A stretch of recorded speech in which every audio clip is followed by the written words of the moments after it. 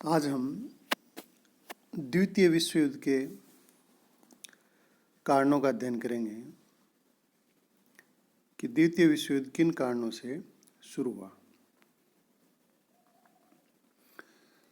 11 नवंबर 1918 को प्रथम महायुद्ध समाप्त हुआ और उसके बाद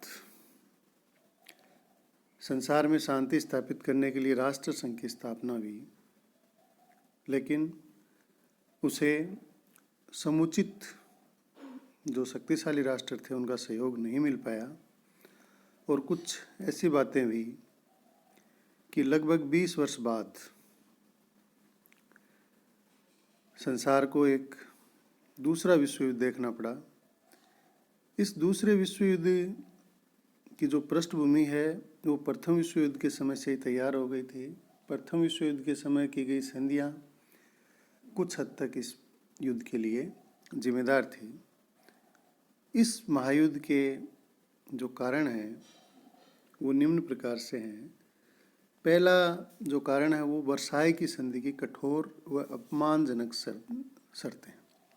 प्रथम विश्व युद्ध के बाद वर्साई की संधि की गई जर्मनी के साथ और उस संधि के अंदर जर्मनी के साथ कठोर शर्तें लगाएगी, कुछ अपमानजनक शर्तें लगाएगी।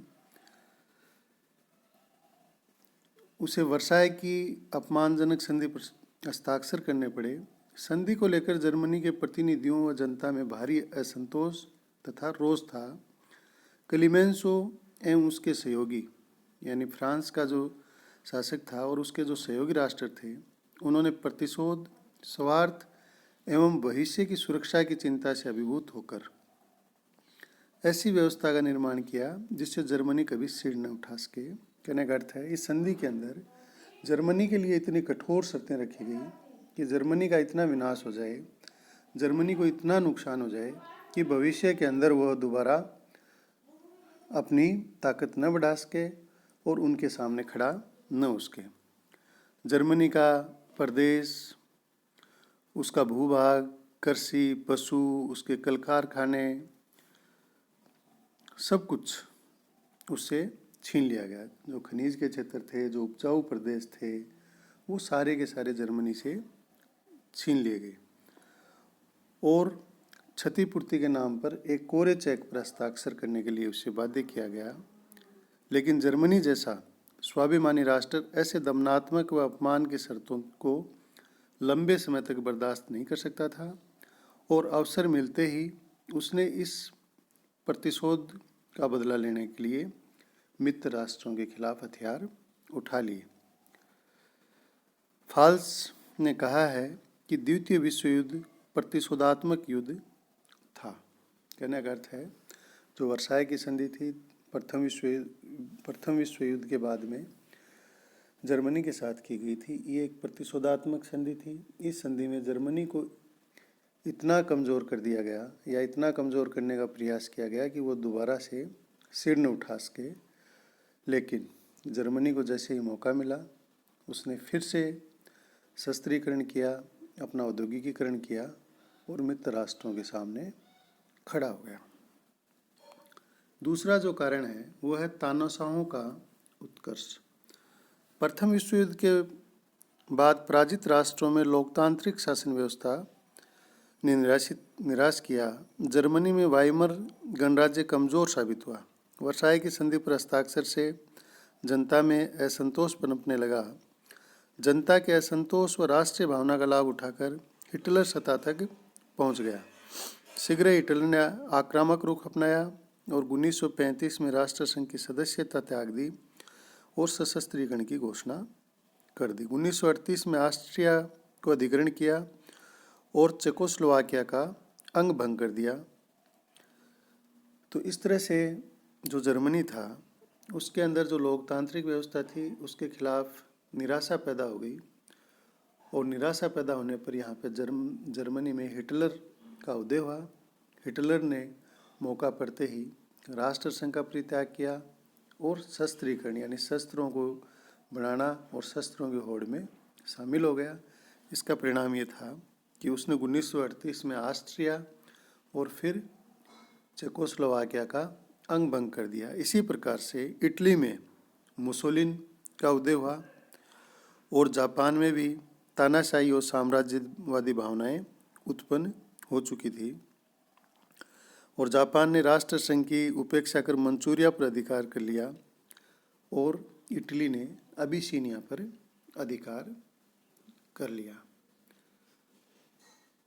और इन तीनों राष्ट्रों ने मिलकर 6 नवंबर 1937 को रोम, बर्लिन, टोक्यो धुरी का निर्माण किया और इस प्रकार तीनों तानाशाह एक साथ आ गए और दुनिया को दूसरे विश्व युद्ध के रास्ते पर ले आए। तो जो दूसरा कारण है वो तानाशाहों का उत्कर्ष है। जर्मनी, इटली और जापान के अंदर मुख्यतः तानाशाहों का उत्कर्ष हुआ और तीनों ने रोम, बर्लिन, टोक्यो धुरी का निर्माण किया 1937 में और फिर से युद्ध के मुहाने पर दुनिया आ गई। तीसरा जो कारण है वो है राष्ट्र संघ की असफलता। प्रथम विश्व युद्ध के बाद दुनिया में शांति स्थापित करने के लिए, अंतर्राष्ट्रीय सहयोग को बढ़ाने के लिए, सुरक्षा के लिए राष्ट्र संघ की स्थापना हुई, परंतु राष्ट्र संघ अपने उद्देश्य में सफल नहीं हो सका। राष्ट्र संघ बदनाम माँ की कमजोर बेटी की तरह था। यहाँ पर बदनाम माँ वर्साई की संधि को कहा गया है। इस तरह से राष्ट्र संघ सफल नहीं हो पाया और उसका जो मुख्य कारण ये था कि जो दुनिया के बड़े देश थे वो राष्ट्र संघ को सहयोग नहीं दे रहे थे और सहयोग वहीं दे रहे थे जहाँ पर उनका स्वार्थ था या राष्ट्र संघ के माध्यम से वो अपनी शर्तों का पालन करवाना चाह रहे थे जो दूसरे देशों को मंजूर नहीं था। इसी का परिणाम था कि तानाशाह का विकास हुआ और हिटलर, मुसोलिन और जापान के शासकों के बीच में रोम, बर्लिन, टोक्यो धुरी का निर्माण हुआ। चौथा जो कारण है स्पेन का गृह युद्ध है। 1931 में स्पेन के सम्राट अल्फांजो 13वें ने शासन त्यागते ही गृह युद्ध प्रारंभ हो गया। इस युद्ध में दक्षिणपंथी और वामपंथी इन दोनों के बीच था। 17 जुलाई 1936 को स्पेनिश गृह युद्ध प्रारंभ हुआ।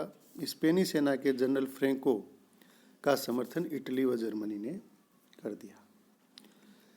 दूसरी ओर वामपंथियों का समर्थन रूस ने किया। जनवरी 1939 तक फ्रैंको ने संपूर्ण स्पेन पर नियंत्रण कर लिया। इस तरह से तानाशाही शक्तियाँ और बढ़ गई, यानी हिटलर और मुसोलिन ने जिस जनरल का समर्थन किया था उसने स्पेन पर अपना अधिकार कर लिया। इस तरह से स्पेन भी तानाशाही की गिरफ्त में आ गया और तानाशाहियों की ताकत बढ़ गई। अबिसीनिया पर आक्रमण। मुसोलिन ने 2 अक्टूबर 1935 को अबिसीनिया पर आक्रमण कर दिया और इथोपिया की अपील पर राष्ट्र संघ ने 7 अक्टूबर 1935 को इटली को आक्रांता घोषित कर दिया। लेकिन मुसोलिन ने ये कहा कि अगर पूरा इथोपिया ही मुझे चांदी की थाली में परोस कर दिया जाए तो मैं उसे स्वीकार नहीं करूँगा, मैं उसे तलवार के बल पर ही विजय करूँगा। कहने का सीधा सीधा अर्थ है राष्ट्र संघ की बात को उसने मानने से अस्वीकार कर दिया। निशस्त्रीकरण के प्रयासों की असफलता। विश्व राजनीतिकों का यह मानना था कि शांति के लिए शस्त्रों की होड़ को समाप्त करना आवश्यक है। वर्साई की संधि के द्वारा जर्मनी को शक्तिहीन करने के लिए योजना प्रस्तुत की गई थी, लेकिन जर्मनी का ये कहना था कि सिर्फ जर्मनी ही क्यों शस्त्र नहीं बनाए। अगर इसी सिद्धांत को लागू करना है तो ये सभी राज्यों पर लागू करना चाहिए, लेकिन मित्र राष्ट्र इसे स्वीकार करने के लिए तैयार नहीं थे और इसका परिणाम ये हुआ कि राष्ट्र संघ इस सिद्धांत को भी लागू नहीं कर पाया और सभी देश शस्त्रों की होड़ के अंदर लग गए। अगला जो कारण वो ये है पश्चिमी राष्ट्रों की नीति में अंतर्विरोध। मित्र राष्ट्र परस्पर सहयोगी राष्ट्र थे। राष्ट्र संघ की स्थापना में सामूहिक योगदान था, परंतु मित्र राष्ट्रों की नीतियों में समानता का अभाव था। उनमें आपस में अंतर्विरोध था, जिससे संकटों के समय एकमत होकर कार्रवाई नहीं कर सकने के कारण जर्मनी व इटली की शक्ति व साहस में वृद्धि होती गई, जो विश्व शांति के लिए खतरा बन गए। यानी पश्चिमी जो राष्ट्र थे उनके अंदर अंतर्विरोध था, एक दूसरे का वो सहयोग नहीं कर रहे थे। वो सिर्फ अपने अपने स्वार्थ जहाँ सिद्ध हो रहा था उसी बात का सहयोग कर रहे थे, जहाँ उनका स्वार्थ नहीं था वहाँ वो कुछ नहीं कर रहे थे। इसी का ये परिणाम था कि हिटलर, मुसोलिन को बढ़ावा मिला और इन तानाशाहों ने अपने आसपास के जो छोटे राष्ट्र थे उन पर आक्रमण करना शुरू कर दिया और अपना वर्चस्व स्थापित कर लिया। जो सबसे प्रमुख कारण है वो है इंग्लैंड की तुष्टीकरण की नीति। इंग्लैंड यूरोप में शक्ति संतुलन बनाए रखने का पक्षधर था। वह प्रथम विश्व युद्ध के बाद फ्रांस की बढ़ती शक्ति को नियंत्रित करना चाहता था। इंग्लैंड ये चाहता था कि यूरोप के अंदर शक्ति संतुलन बना रहे, लेकिन प्रथम विश्व युद्ध के बाद में जब जर्मनी का अंग भंग कर दिया गया, उसकी सेना को ख़त्म कर दिया गया, उसके खनिज पदार्थों पर दूसरे राज्यों ने अधिकार कर लिया, तो फ्रांस की ताकत बढ़ती गई। लेकिन इंग्लैंड ये नहीं चाहता था, ब्रिटेन ये नहीं चाहता था कि फ्रांस की शक्ति बढ़े। मध्य यूरोप में साम्यवाद का प्रसार हो रहा था, यानी रूस अपनी शक्ति बढ़ा रहा था। साथ ही व्यापार की वृद्धि पर भी इंग्लैंड अपना नियंत्रण चाहता था। इसके लिए जर्मनी का शक्तिशाली एवं उद्योग संपन्न बने रहना आवश्यक था। अतः ब्रिटेन की जर्मनी के प्रति सहानुभूति रही और 1938 में ऑस्ट्रिया के अपहरण, चेकोस्लोवाकिया के अंग भंग, राइनलैंड के सैन्यकरण जो व्यवस्थाएं हुई उस पर उन्होंने तुष्टीकरण की नीति अपनाई, यानी कोई भी कदम जर्मनी के खिलाफ नहीं उठाया। इस तरह से मित्र राष्ट्रों का मोर्चा कमज़ोर पड़ता गया और तानाशाहों का आत्मविश्वास बढ़ता गया। चर्चिल ने कहा था, हमारी तुष्टीकरण की नीति का एक दुर्भाग्यपूर्ण परिणाम ये रहा कि हिटलर को विश्वास हो गया कि इंग्लैंड व फ्रांस उसके विरुद्ध युद्ध करने में सक्षम नहीं है। कहने का सीधा सीधा अर्थ है, इंग्लैंड ये चाहता था कि यूरोप के अंदर शक्ति संतुलन बना रहे और व्यापार पर उसका नियंत्रण रहे, लेकिन जैसे जैसे फ्रांस की शक्ति बढ़ रही थी वो ये नहीं चाहता था कि जर्मनी इतना कमज़ोर रहे कि फ्रांस ज़्यादा ताकतवर हो जाए। इसलिए जर्मनी के शासकों ने जो भी कदम उठाए, चाहे वो सही थे चाहे गलत थे, उनके प्रति इंग्लैंड ने कोई भी कदम नहीं उठाया।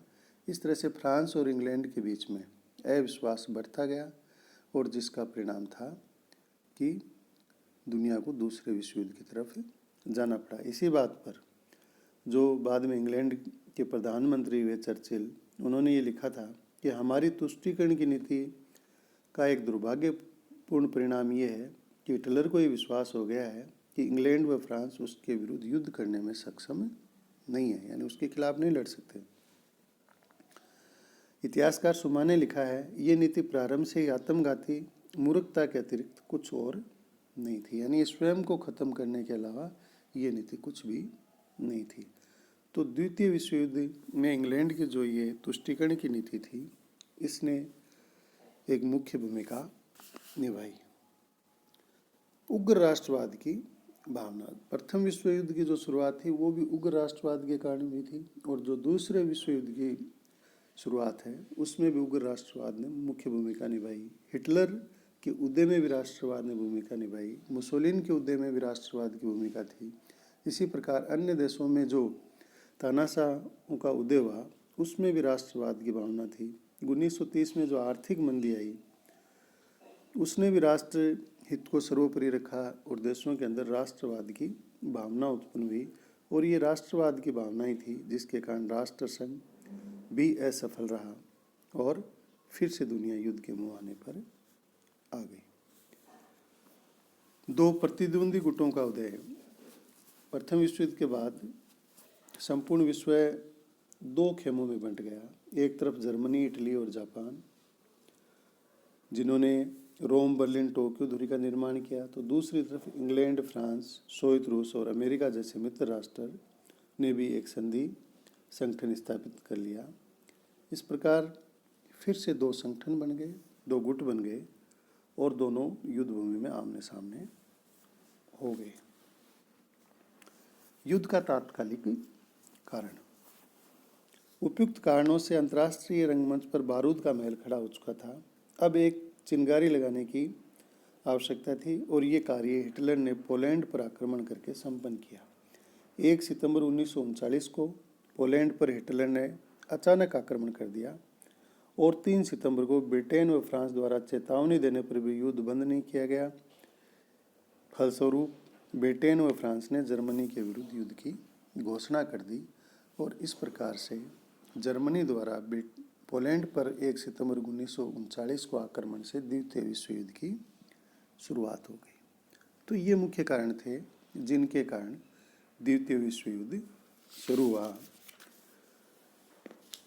और इन कारणों में जो सबसे मुख्य कारण है वो वर्साई की संधि ही है। वर्साई की संधि के अंदर ये निहित था कि जो पराजित राष्ट्र हैं उनमें असंतोष पनपेगा और जब वो सक्षम हो जाएंगे तो इस संधि को तोड़ने का प्रयास करेंगे और उस प्रयास के फलस्वरूप युद्ध होना आवश्यक था। दूसरा जो मुख्य कारण आता है वो इंग्लैंड की नीति आती है। इंग्लैंड ने शक्ति संतुलन बनाए रखने के लिए, व्यापार अपने पक्ष में बनाए रखने के लिए और फ्रांस शक्तिशाली न हो जाए, इसलिए हिटलर और अन्य तानाशाहों के प्रति नरम रवैया अपनाया और उस नरम रवैये का हिटलर, मुसोलिन और जापान जैसे राष्ट्रों ने फायदा उठाया और दुनिया फिर से दूसरे विश्व युद्ध तक चली गई। धन्यवाद।